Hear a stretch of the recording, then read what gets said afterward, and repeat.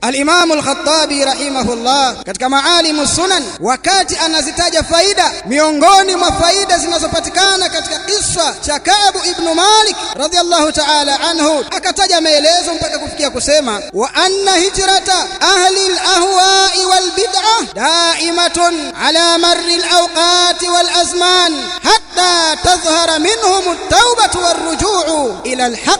Angalia wanawachuoni wanavyoujenga msingi huu madhubuti. Anasema al-Imam Al-Khattabi rahimahullah katika Maalimu Sunan, na kwamba kwa hakika kuwahama watu wa bid'a na matamanio, jambo hilo ni lenye kudumu ala marri al-awqati wal azman, juu ya kupita nyakati na zama, ni jambo lenye kuendelea kuwepo mpaka wakati gani? Hatta tadhhara minhum at-taubatu warujuu ila al-haqqi, mpaka idhihiri kwa wao toba.